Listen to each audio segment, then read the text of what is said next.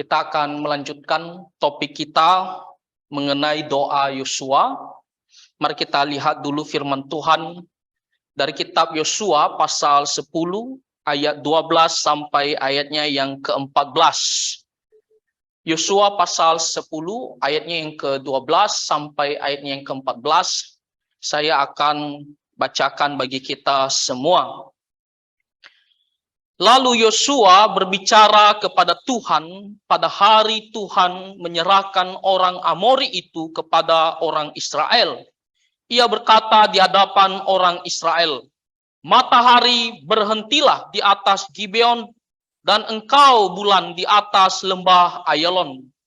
Maka berhentilah matahari dan bulan pun tidak bergerak sampai bangsa itu membalaskan dendamnya kepada musuhnya.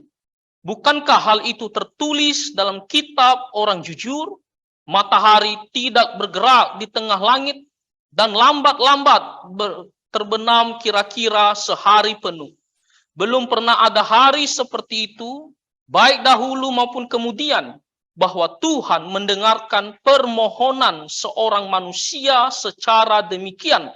Sebab yang berperang untuk orang Israel ialah Tuhan. Amin. Mari kita berdoa terlebih dahulu. Bapa di sorga, kami sangat bersyukur malam hari ini bisa datang kembali merenungkan firman-Mu.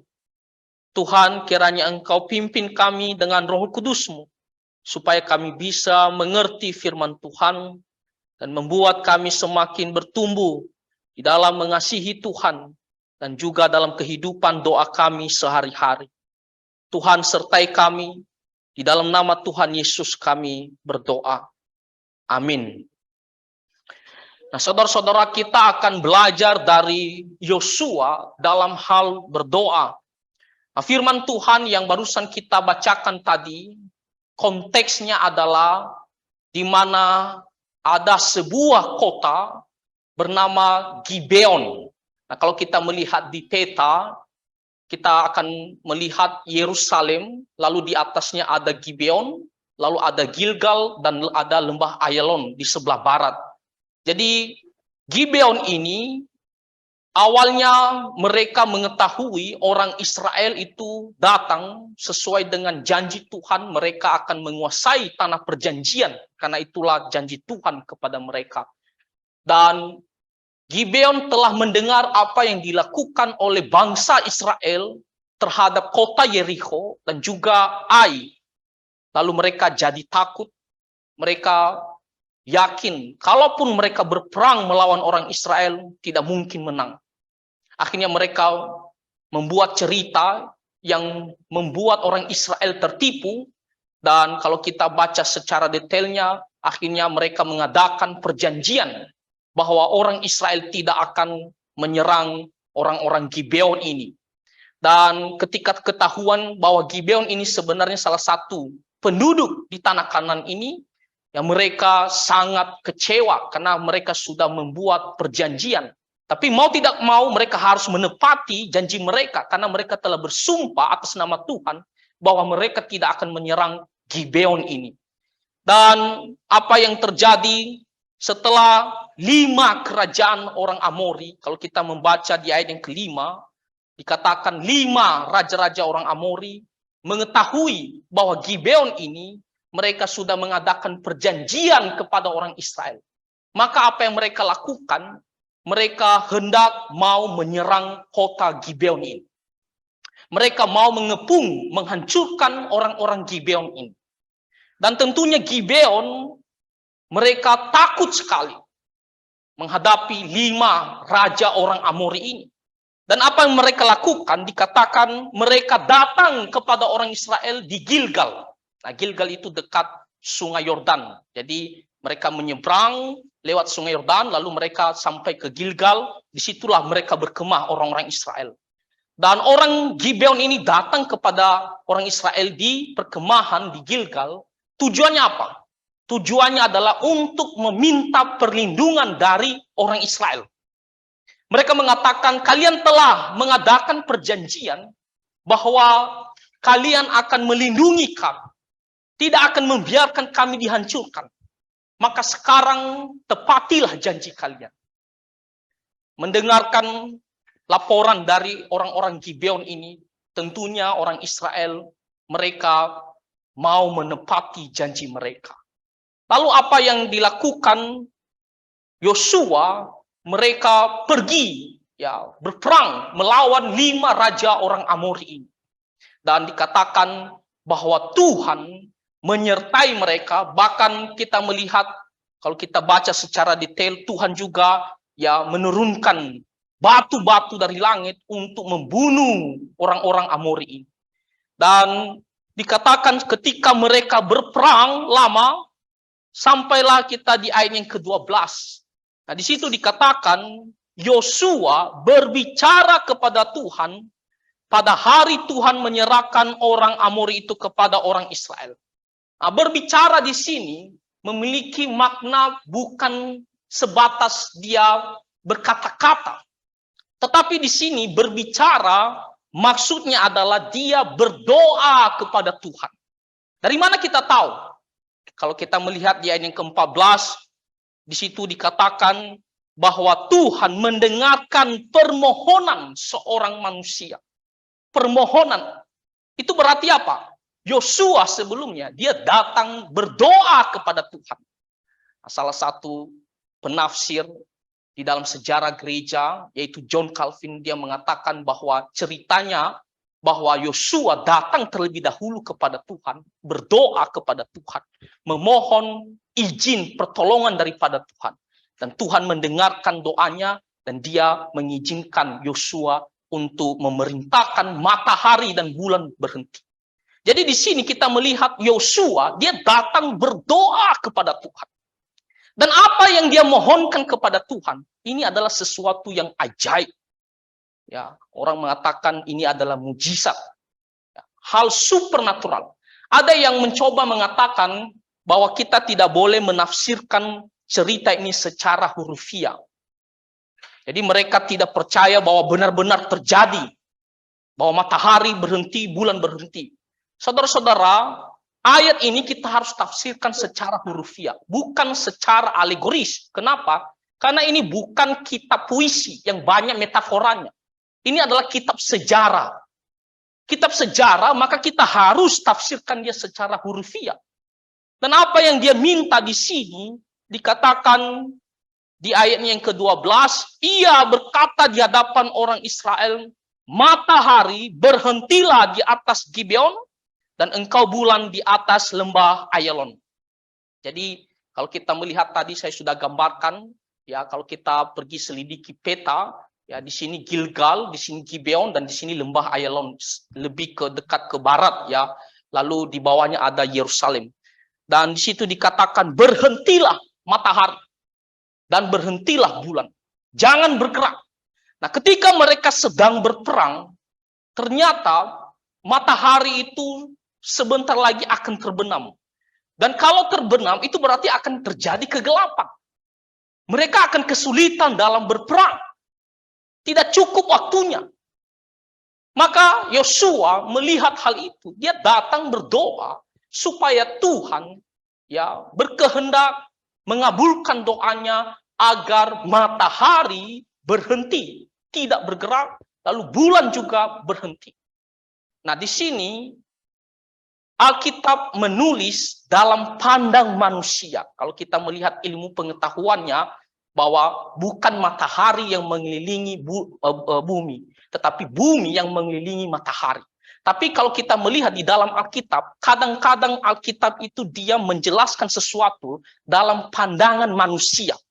Jadi bukan di sini ayat Alkitab ini salah, bertentangan dengan ilmu pengetahuan, tidak. Tapi kita melihat sifat Alkitab, kadang-kadang dia menceritakan sesuatu dalam sudut pandang manusia. Misalnya kalau kita membaca kitab Kejadian pasal 1 ayat 16, di situ dikatakan 2 benda penerang terbesar di langit, yang besar di langit, yaitu matahari dan bulan. Padahal kenyataannya bintang-bintang jauh lebih besar daripada matahari dan bulan. Tapi di sini Alkitab sedang berbicara dalam sudut pandang kita. Kalau kita melihat kan seolah-olah matahari yang lebih besar daripada bintang, atau bulan lebih besar daripada yang lain. Lalu kalau kita melihat juga kita berada di bumi ini, kita melihat seolah-olah matahari yang bergerak. Padahal sebenarnya bumi yang mengelilingi matahari. Nah, jadi kita tidak mengatakan ayat ini salah, tapi di sini Alkitab sedang menggambarkan, menceritakan dalam sudut pandang penglihatan manusia. Tujuannya apa? Supaya kita bisa gampang mengerti. Dan di sini dikatakan dia meminta sesuatu yang begitu ajaib, yaitu matahari berhenti dan bulan berhenti. Ini adalah permohonan yang mungkin tidak masuk akal bagi manusia dan tidak terpikirkan bagi manusia. Tapi kita melihat Yosua, dia memohon hal ini kepada Tuhan dengan iman yang luar biasa. Ini adalah hal pertama yang akan kita pelajari dari Yosua. Dalam permohonannya ini, dia memiliki iman yang luar biasa. Kalau kita berdoa supaya matahari bisa berhenti, itu kita akan mengatakan itu adalah sesuatu yang gila, lelucon. Tidak mungkin. Apaan doa begitu? Tidak mungkin bisa terjadi. Tapi kenapa bisa Yosua dia berdoa dan kita melihat nanti Tuhan mengabulkan permohonan. Di sini kita melihat bahwa Yosua dia memiliki iman yang begitu hebat, yang begitu luar biasa. Dia yakin sepenuhnya Allah itu maha kuasa. Maha kuasa, tidak terbatas. Apapun bisa terjadi jikalau Tuhan berkehendak. Dia mengerti sekali tentang Tuhan itu maha kuasa. Maka dia yakin 100% kepada Tuhan. Kita memang tahu bahwa Tuhan itu maha kuasa. Tapi masalahnya kita tidak yakin sepenuhnya kepadanya ketika kita berdoa. Kita tidak penuh iman ketika kita berdoa. Kita tahu Allah itu maha kuasa, bahkan kita sering katakan dan nyanyikan Allah itu maha kuasa. Tetapi ketika kita berdoa, kita penuh keraguan-raguan. Iman kita ya bimbang. Mungkin tidak bisa terjadi. Mungkin tidak. Bahkan ada yang mengatakan, kira-kira Tuhan mampu tak? Padahal kita tahu Tuhan itu maha kuasa. Tapi kita melihat, belajar dari Yosua. Dia berdoa, memohon dengan iman yang hebat, yang luar biasa. Meskipun bagi manusia itu adalah mustahil. Mustahil, bagaimana mungkin matahari bisa berhenti? Dikatakan di sini, di ayatnya yang ke-13, bahwa matahari tidak bergerak di tengah langit dan lambat-lambat terbenam kira-kira sehari penuh. Sehari penuh ini tidak ditafsirkan bahwa 24 jam. Karena kalau 24 jam ada siang dan ada malam. Dan kita tahu bahwa Yosua dia berdoa supaya tidak terjadi malam. Itu berarti yang dimaksud sehari penuh ini adalah siang, 12 jam. Jadi tidak termasuk malam yang 24 jam totalnya. Dan di sini dikatakan matahari itu dia terbenam lambat-lambat dia sehingga kalau dihitung sehari penuh ya dia berhenti. Saudara-saudara, hal yang tidak mungkin bisa terjadi bagi seorang manusia, mungkin ini tidak bisa akan terkabulkan. Tetapi kita belajar dari Yosua, dia benar-benar penuh iman. Sama seperti apa yang dilakukan oleh Elia. Waktu Elia dia berdoa agar hujan tidak turun, lalu dia berdoa lagi hujan turun. Itu adalah penuh iman. Apa kata firman Tuhan? Elia adalah manusia biasa. Manusia biasa sama seperti kita. Sama juga Yosua adalah manusia biasa sama seperti kita. Tapi apa kata firman Tuhan? Mereka berdoa dengan sungguh-sungguh dengan penuh iman. Itulah yang dilakukan juga Yosua di sini. Mereka mau berperang dan musuh-musuh mereka masih banyak. Belum selesai dihancurkan musuh-musuh itu. Bahkan raja-rajanya orang Amori ini belum tertangkap. Belum dibinasakan. Sedangkan matahari sebentar lagi akan terbenam. Maka Yosua dia berdoa kepada Tuhan supaya matahari tidak terbenam sehari penuh. Saudara-saudara, di sini kita melihat pelajaran pertama, berdoa dengan iman, dengan yakin sepenuhnya kepada Tuhan Allah. Jangan hanya kita katakan Tuhan itu maha kuasa, Allah kuasa, bisa melakukan segala perkara, tapi ketika kita dalam kesulitan, dalam masalah, kita berdoa, kita ragu kepada Tuhan. Doa kita itu seperti bimbang antara bisa terjadi atau tidak. Tuhan mampu melakukan atau tidak. Tapi kita harus berdoa dengan iman. Nah, misalnya kita memiliki usaha dan kita tahu masa pandemik ini masa yang begitu sulit. Mungkin ada usaha kita sudah hancur, ya, sudah kita merasa tidak bisa lagi. Lalu setelah pandemik ini kita mau kepikiran bagaimana supaya kita bisa mulai lagi. Walaupun kita pikirkan ini tidak mungkin lagi. Karena dana kita, kemampuan kita, semangat kita pun mungkin sudah turun. Dan kita mungkin pikir, kalaupun saya mulai, mungkin mustahil lah bisa akan bangkit lagi. Tapi saudara-saudara, kita harus berdoa dengan iman. Yakin sepenuhnya kepada Tuhan. Bahkan ketika kita ada masalah, ada kesulitan, yang mungkin kita pikirkan tak ada jalan keluar lagi. Kita tidak tahu bagaimana cara menyelesaikannya. Secara manusia kita sudah tidak berdaya. Tak bisa menyelesaikan masalah ini. Tapi ketika kita berdoa, doa adalah jalan satu-satunya memperoleh pertolongan daripada Tuhan. Tapi apakah kita berdoa dengan iman, dengan yakin sepenuhnya kepada Tuhan? Bahwa Tuhan akan menolong kita. Dia mampu melepaskan kita dari kesulitan. Sekalipun bagi manusia ini hal yang tidak mungkin terjadi. Jadi janganlah kita berdoa itu seolah-olah kita hanya mengungkapkan sesuatu, berbicara biasa saja, hanya sekedar menyampaikan kepada Tuhan. Kadang-kadang kita tanya, kamu sudah berdoa? Sudah. Yakin tidak doamu itu? Ya antara yakin atau tidak sih, saya tidak tahu apakah Tuhan akan bisa menolong atau tidak. Saya pernah tanya sama seseorang seperti demikian. Yakin tidak terhadap doamu bahwa Tuhan mampu menolong? Kenapa? Karena keadaan yang sedang dia alami membuat dia akhirnya ragu kepada Tuhan. Dia berdoa hanya sekedar menunaikan tugas. Hanya sekedar untuk menyelesaikan supaya kita dianggap berdoa kepada Tuhan. Atau kita berdoa tapi harapan kita kepada Tuhan kecil sekali. Memang kita berpikir bahwa Tuhan bisa menolong kita. Tapi harapan kita kepada Tuhan kecil sekali. Kalau kita mengatakan 100%, mungkin doa kita itu kita berharap akan ada pertolongan hanya 25%. Karena kita ragu, apakah ada pertolongan Tuhan mampu menolong kita.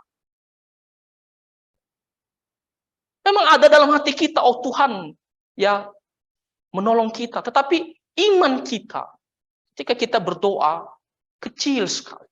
Keraguan kita yang lebih besar terhadap setiap doa kita. Jadi saudara-saudara, ketika kita berdoa, mari kita berdoa dengan penuh keyakinan kepada Tuhan. Dengan penuh iman. Tuhan itu maha kuasa. Dia sanggup menolong kita. Maka ketika kita berdoa dengan pengharapan penuh, dengan bersandar sepenuhnya, dengan berpikir bahwa Tuhan mampu menolong kita, yakin Tuhan bisa melepaskan kita. Itulah yang Tuhan mau. Seperti Yosua. Hal yang tidak mungkin terjadi. Matahari bisa berhenti. Sehari penuh. Karena mereka belum menyelesaikan peperangan.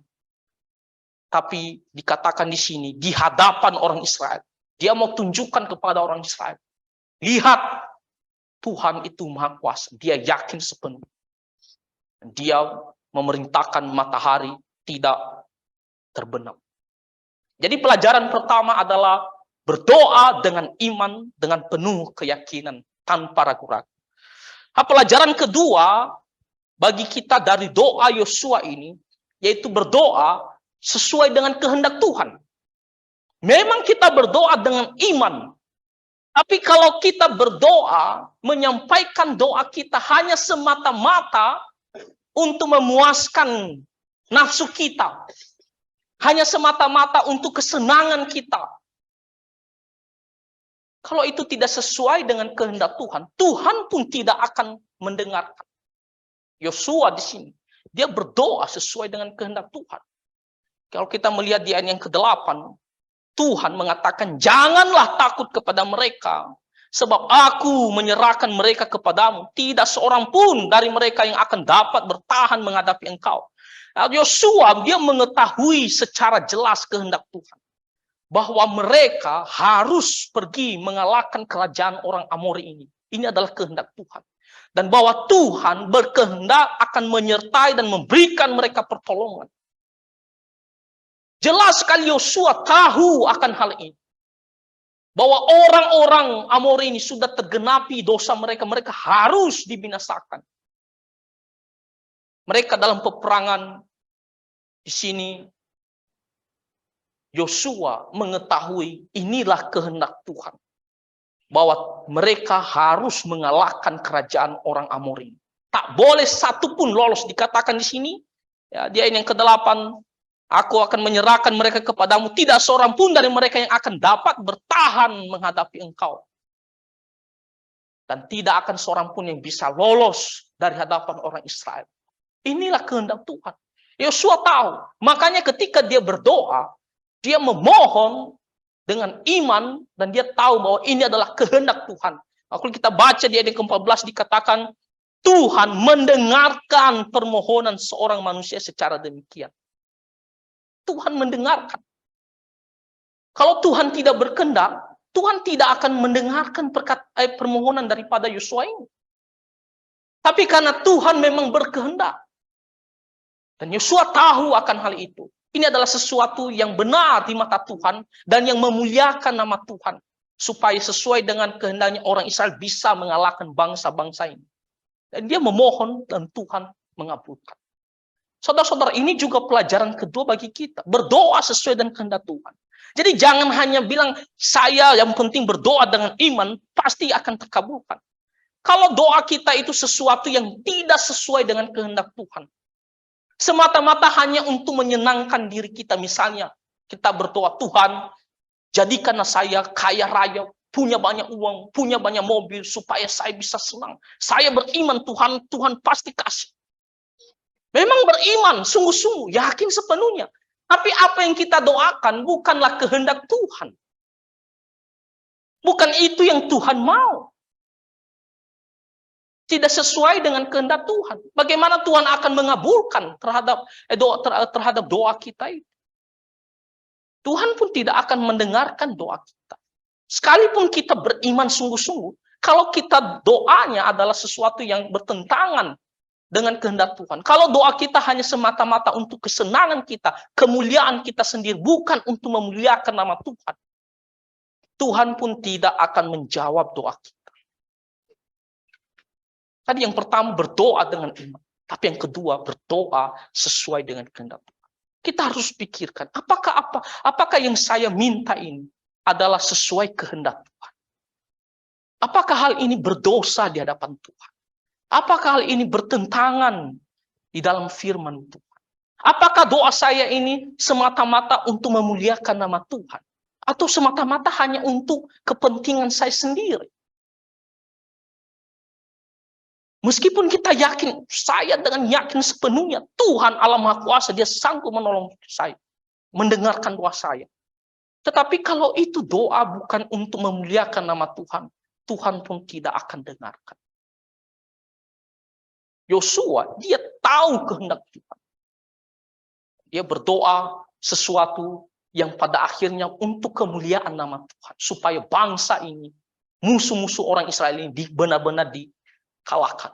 Tidak ada satu orang pun yang lolos daripada mereka sesuai dengan kehendak Tuhan. Karena ini adalah berdasarkan kehendak Tuhan. Maka Tuhan mengatakan di ayat 14, Tuhan mengabulkan permohonan Yosua. Jadi coba kita pikirkan, apa yang sedang kita doakan? Apa yang akan kita mau doakan kepada Tuhan? Kita pikirkan dulu, apakah hal ini ada hal yang berdosa? Apakah hal ini sesuai dengan kehendak Tuhan? Apakah hal ini semata-mata untuk kemuliaan nama Tuhan atau hanya untuk kepentingan nafsu kita sendiri?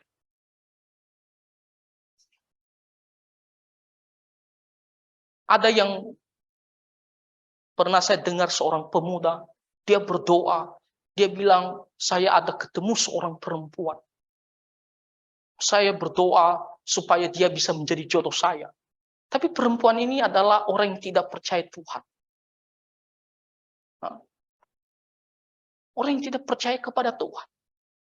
Tapi dia meminta supaya Tuhan kasih dia menjadi istri saya. Tapi orang yang tidak percaya kepada Tuhan. Meskipun dia yakin sepenuhnya, tapi kalau itu sesuatu yang bertentangan, tidak jelas-jelas itu bukan kehendak Tuhan, Tuhan pun tidak akan jawab.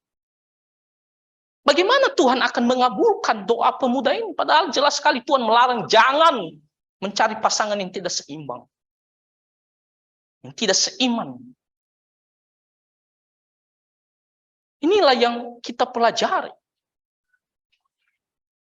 Bahwa kita harus memperhatikan setiap permohonan kita kepada Tuhan. Jadi jangan hanya kita katakan, yang penting saya sudah berdoa dan yakin Tuhan akan menolong. Apapun saya doakan, apapun yang saya doakan. Kadang ada yang mengatakan, apapun yang saya doakan. Ya, Tuhan sanggup menolong kita. Tapi apakah apapun itu adalah sesuai dengan kehendak Tuhan atau tidak? Kalau itu tidak sesuai kehendak Tuhan, maka Tuhan pun tidak akan mendengarkan doa kita. Tuhan akan berkehendak lain. Jadi saudara-saudara, ketika kita berdoa, kita harus pikirkan dulu, pertimbangkan dulu. Ya, misalnya kalau kita berdoa, Tuhan, saya sekarang ya dalam kesulitan ya di usaha saya contohnya. Lalu kita doakan supaya Tuhan menolong, ya supaya usaha saya ini bisa bangkit kembali. Lalu kita sudah merancang apa saja langkah-langkahnya supaya usaha kita bisa bangkit kembali. Kalau memang itu adalah hal yang baik, nah Tuhan akan mendengarkan doa kita. Atau ada kesulitan di dalam keluarga kita, atau anak-anak kita, ya kita doakan Tuhan supaya dia bisa bertumbuh dengan bagus. Karakternya supaya bisa diubah.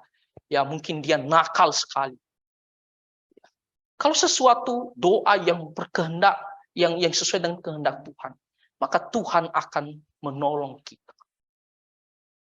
Inilah yang dilakukan oleh Yosua. Makanya dikatakan di ayat ke-14, belum pernah ada hari seperti itu. Baik dahulu maupun kemudian, bahwa Tuhan mendengarkan permohonan seorang manusia secara demikian. Mendengarkan permohonan, karena itu adalah kehendak Tuhan. Jadi, kalau kita ada doa, isinya memang benar-benar bukan sesuatu yang baik, semata-mata hanya untuk kepentingan kita, maka kita jangan doakan. Ya, kalau hal itu adalah hal yang berdosa, ya jangan kita doakan. Misalnya tadi saya katakan pemuda ini, saya mau doakan dia supaya jadi pasangan saya, padahal dia jelas sekali orang yang tidak percaya kepada Tuhan, apalagi orang fanatik. Tapi kalau hal itu adalah hal yang baik, kita tahu secara firman Tuhan itu tidak bertentangan terhadap firman Tuhan. Ya, tidak ada larangan di dalam firman Tuhan kalau kita doakan. Maka mari kita doakan. Ya. Oh, kalau Tuhan berkehendak, dia akan menjawab doa kita. Nah, jadi saudara-saudara, dari kisah Yosua ini, dua pelajaran dari doa Yosua yang harus kita selalu ingat dan selalu kita lakukan. Yang pertama, berdoa dengan iman, dengan keyakinan penuh, dengan sungguh-sungguh berharap kepada Tuhan, tidak dengan ragu-ragu, ya, tidak dengan kebimbangan antara mampu atau tidak, bisa atau tidak. Ya, meskipun hal itu bagi manusia sulit, tapi kalau memang kita doakan dengan sungguh-sungguh, ya, Tuhan akan mendengarkan doa kita. Yang kedua, doakan sesuatu yang adalah kehendak Tuhan. Jangan sesuatu yang bertentangan terhadap firman Tuhan, yang jelas-jelas kita tahu itu bukan yang baik yang Tuhan mau. Ya, karena hal itu pun Tuhan tidak akan mendengarkan. Sekalipun kita beriman sungguh-sungguh bahwa Tuhan, apa yang kita doakan ini, Tuhan sanggup menolong kita. Berharap sungguh-sungguh. Tapi kalau itu jelas-jelas bertentangan firman Tuhan, Tuhan tidak akan menolong kita. Ini dua hal ini. Doa dengan iman sepenuhnya dan berdoa sesuai dengan kehendaknya. Ya, kiranya Tuhan Yesus menolong kita melalui pelajaran, ya, dari doa Yosua ini. Ya, Tuhan memberkati, mari kita bersatu di dalam doa. Bapa Surgawi, kami sangat bersyukur untuk teladan doa dari Yosua yang mengajarkan kami untuk kami berdoa dengan iman sepenuhnya, yakin kepada Tuhan, berharap sepenuhnya kepada Tuhan. Karena Engkau adalah Allah yang Maha Kuasa dan satu-satunya pertolongan kami. Dan kami juga bisa belajar ketika kami berdoa, biarlah kami berdoa, apa yang kami mohonkan adalah sesuatu yang baik di mata Tuhan, sesuai dengan kehendak-Mu. Sehingga Tuhan pun mendengarnya dan Tuhan akan menolong kami. Tuhan, tolonglah kami dalam kehidupan doa kami sehari-hari, agar kami bisa semakin bertumbuh di dalam Engkau. Berkati kami dan ampunilah segala dosa dan pelanggaran kami, supaya kami bisa berkenan di hati Tuhan. Di dalam nama Tuhan Yesus kami berdoa. Amin. Saya serahkan selanjutnya kepada dia.